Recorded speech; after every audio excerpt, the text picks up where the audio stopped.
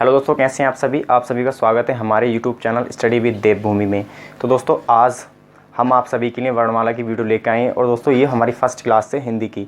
तो दोस्तों इसमें आज वर्णमाला स्टार्ट करने वाले हैं। वर्णमाला स्टार्ट करने के रीज़न है क्योंकि काफ़ी हद तक जो एग्ज़ाम में क्वेश्चन पूछे जाते हैं वो वर्णमाला अगर किसी एग्ज़ाम में हिंदी पूछी जा रही है तो दोस्तों उस हिंदी से 2 से 3 क्वेश्चन वर्णमाला के देखने के लिए मिलेंगे। तो दोस्तों इसलिए आज वर्णमाला पढ़ते हैं। चलिए दोस्तों स्टार्ट करते हैं वर्णमाला। तो दोस्तों वर्णमाला में पढ़ लेते हैं। चलो ठीक है, स्टार्ट करते हैं। वर्णमाला 2 शब्दों से मिलकर बना है। किस किस से? वर्ण और माला। वर्ण प्लस माला। वर्णमाला मतलब वर्णों की माला। किसकी माला? वर्णों की माला।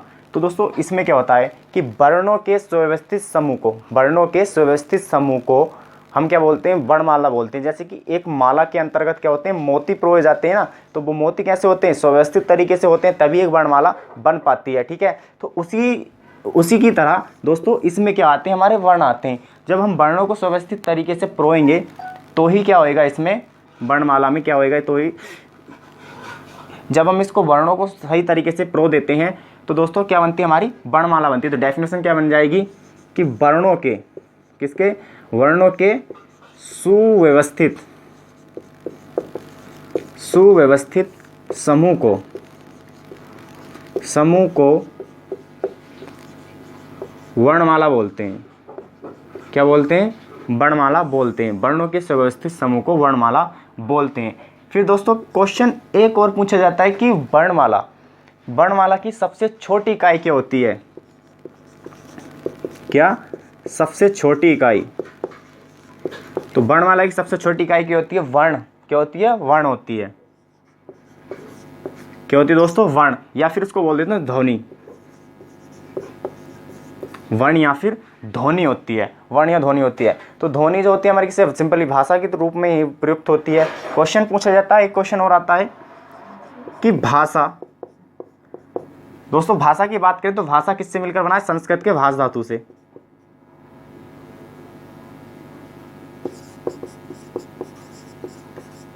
संस्कृत के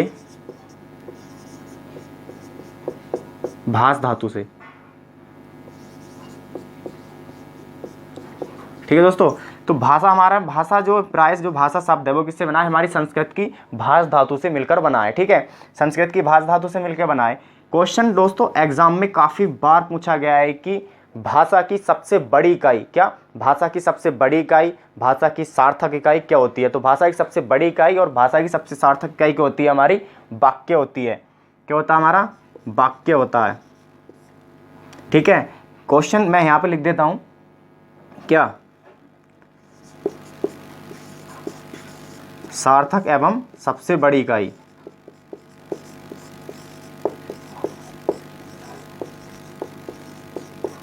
ठीक है, अब यहाँ तक जितने भी अभी तक ये क्वेश्चन पूछे जाते हैं मैं आपको एक बार रिवाइज करा देता हूँ क्या क्या क्वेश्चन पूछे जाएंगे। सिंपली क्वेश्चन पूछा जाएगा कि वर्णमाला हम किसको कहते हैं? तो वर्णमाला वर्णों के सुव्यवस्थित समूह को कहते हैं। क्या कहते हैं? वर्णमाला वर्णों के सुव्यवस्थित समूह को कहते हैं। मेरे साथ आप रिपीट करते हुए चलना कि वर्णमाला किसको कहते हैं? वर्णों के सुव्यवस्थित समूह को कहते हैं। वर्णमाला की सबसे छोटी इकाई क्या होती है? वर्ण या फिर ध्वनि होती है। और दोस्तों भाषा जो होता है दोस्तों संस्कृत के भाष धातु से मिलकर बना है। किससे मिला है? संस्कृत के भाष धातु से मिलकर बना है। और दोस्तों भाषा की जो सबसे बड़ी इकाई होती है वो क्या होती है? हमारी भाषा की जो सबसे बड़ी इकाई होती है वो हमारा वाक्य होता है। या फिर भाषा की सार्थक इकाई पूछे तब भी दोस्तों क्या आएगा? हमारा वाक्य होता है। ठीक है, चलिए इसी क्रम में आगे जान लेते हैं कुछ।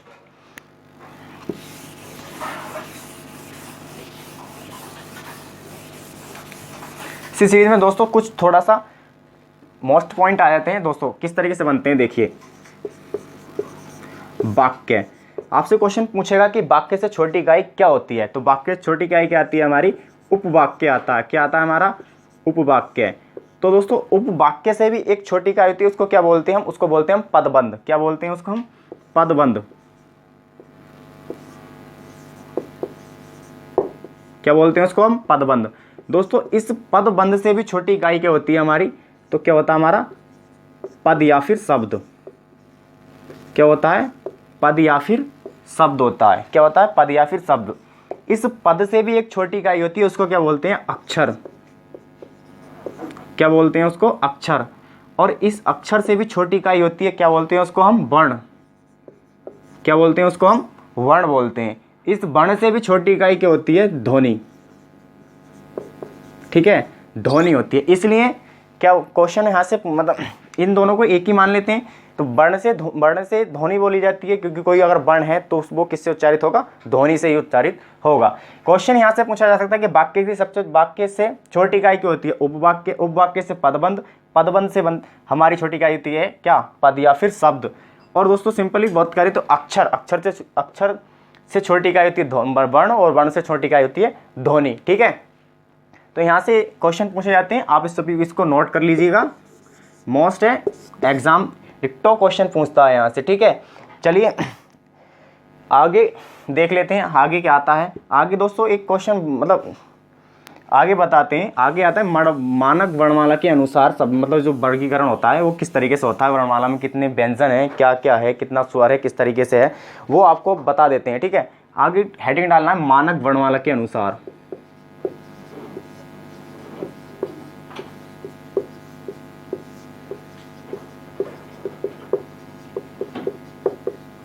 अनुसार वर्ण। ठीक है, इसमें क्या होता है, इसको याद करने की तरीका मैं बताता हूं आपको। ठीक है, कैसे करते हैं, सिंपली देखिए,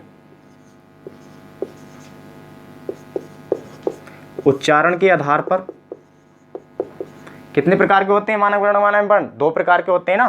कौन कौन से, एक होता है हमारा उच्चारण के आधार पर, और दूसरा क्या होता है हमारा लेखन के आधार पर। क्या होता है, लेखन के आधार पर। ठीक है, लेखन के आधार पर। ठीक है, तो इसको दो भागों में बांटा गया है। तो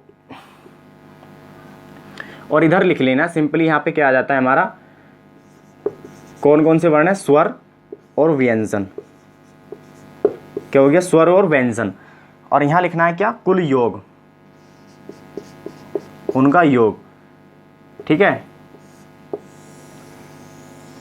कितने स्वर हैं, कितने व्यंजन हैं, मैं आप सभी को बताने वाला हूँ किस तरीके से आता है। कभी आप इस तरीके को नहीं भूलेंगे। ठीक है, जैसा मैं आपको बता रहा हूँ ऐसे ही नोट्स बना लेना। ठीक है,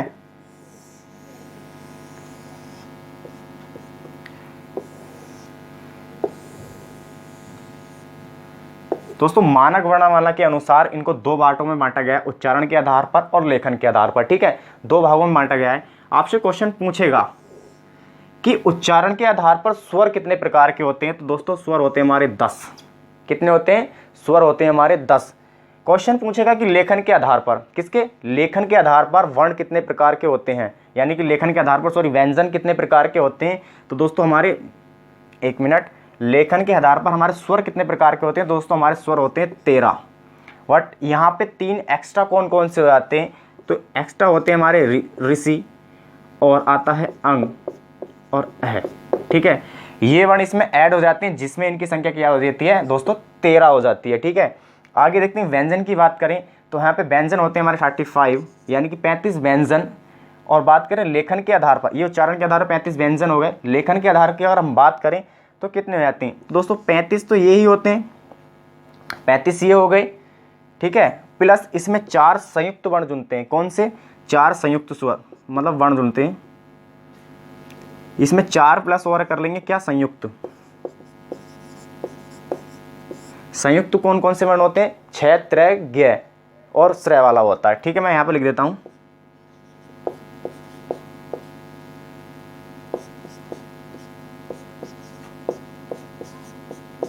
इसके अंतर्गत ये वाले वर्ण जोड़ के इनकी संख्या कितनी होती है, तो दोस्तों इनकी संख्या हो जाती है 39। ठीक है, अब बात करें इनकी टोटल वर्ण कितने हो गए, तो टोटल कितने हो गए, ये हो गए 45। ये कितने हो गए, इनको ऐड करने के बाद में कितना हो जाएगा, इनको ऐड करेंगे तो बढ़ेंगे 52। टोटल कितने हो गए, 52। क्वेश्चन पूछा जाएगा कि उच्चारण के आधार पर कितने वर्ण हैं, 45। लेखन के आधार पर कितने वर्ण हैं, 52। ठीक है, इस तरीके से क्वेश्चन पूछा जाता है कि उच्चारण के आधार पर कितने वर्ण हैं, तो 45 लगाना है। लेखन के आधार पर पूछे तो कितने, 52 लगाना है। ठीक है, अगर उच्चारण के आधार पर स्वर की संख्या पूछे तो उच्चारण यानी कि जो शब्द बड़ा है, क्या, जो शब्द बड़ा है उसमें शब्द क्या आएंगे, छोटे आएंगे। तो देखिए 10, 35, लेकिन जो शब्द छोटा है उसके अंदर क्या है, उसके अंदर जो वर्ड है वो ज़्यादा है। जैसे यहाँ पे 13 है, यहाँ पर कितना है, यहाँ पर 39 है। ठीक है, इनको ऐड करेंगे 45 बैठेगा, इनको ऐड करेंगे 52 बैठेगा। सही है। अगर क्वेश्चन पूछे कि उच्चारण के आधार स्वर कितने हैं तो 10, लेखन के आधार पर 13 बताने हैं, 3 ये वाले स्वर इसके अंतर्गत ऐड हो जाते हैं। व्यंजन के बारे में बात करें तो व्यंजन 35 होते हैं और टोटल अगर लेखन के आधार पर पूछेगा तो 39 बताने हैं, अगर कुल पूछे तो 45 और लेखन के आधार पर अगर कुल पूछे तो 52 बताने हैं। ठीक है, चलिए दोस्तों नेक्स्ट आगे जान लेते हैं और इसके बारे में क्वेश्चन बनते हैं कुछ। इसको अपने जो भी आप जहाँ पर ही आप नोट कर रहे हैं वहाँ पर सेम ऐसे ही लिख लें। और दोस्तों क्योंकि ये तरीका अगर आप वैसे इसकी डेफिनेशन बना के लिखते हैं तो वो आपके याद नहीं हो पाता है, तो इसलिए आपको इस तरीके से लिख लें ताकि एक ही बार में नोट्स बनाए तरीके से बनाएं, ताकि एक बार में आपको सब चीज़ याद होती चली जाए। चलिए ठीक है, आगे आगे देखते हैं।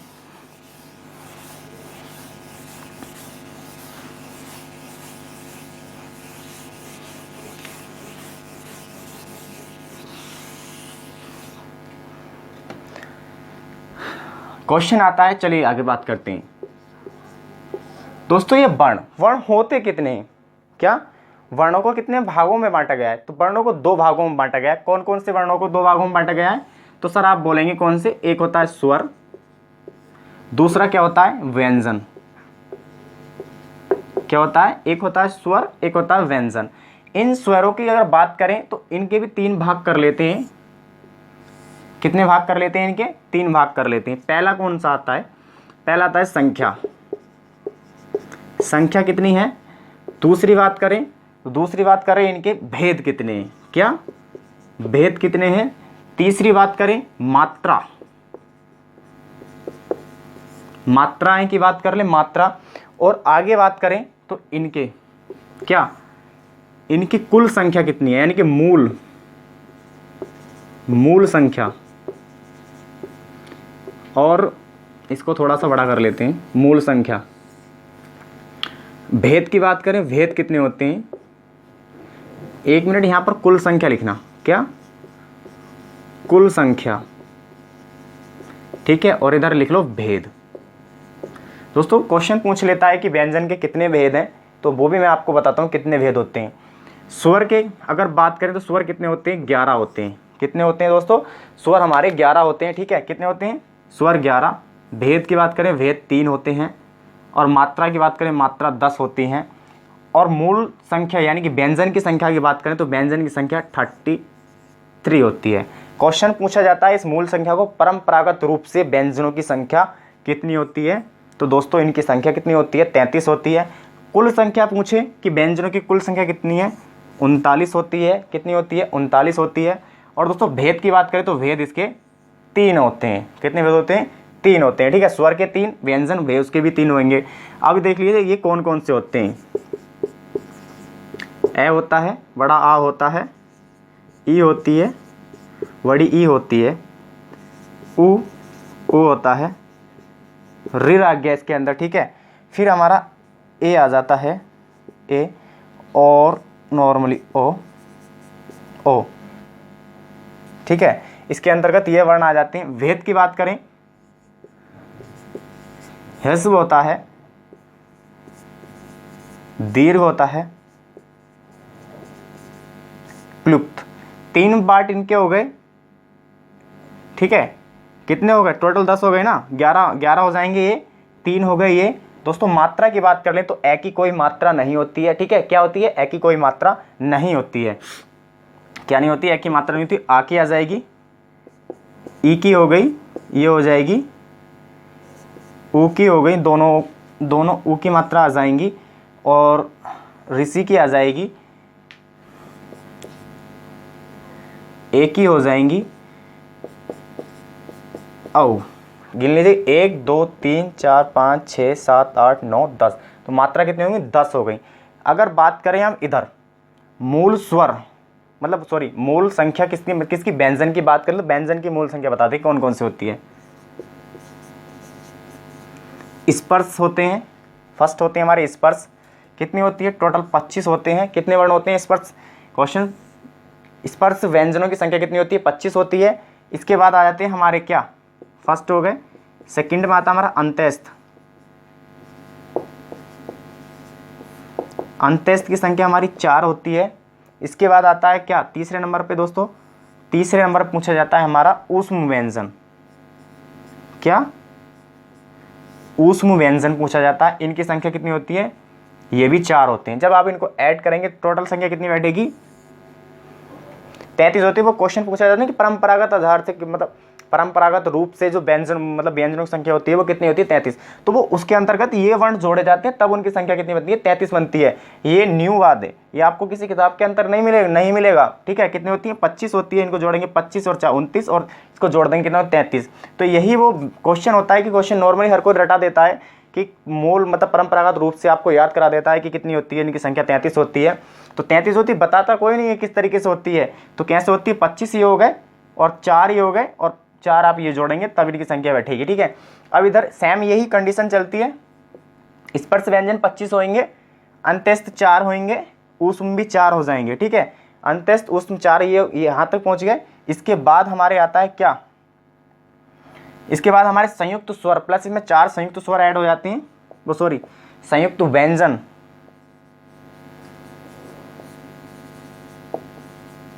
संयुक्त व्यंजन हो गए कितने हमारे, 4 हो गए,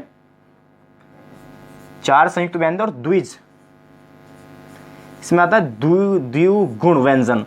तो द्विगुण व्यंजन भी इसके अंदर कितने हो जाते हैं, 2 हो जाते हैं। जब इनको आप जोड़ेंगे 25 4 29 4 33 कितने, 4 33 और 2 35 और कितने हो गए, टोटल 39। तो इस तरीके से जो हमारी कुल संख्या होती है, इनकी कुल संख्या कितनी हो गई, 39 हो गई।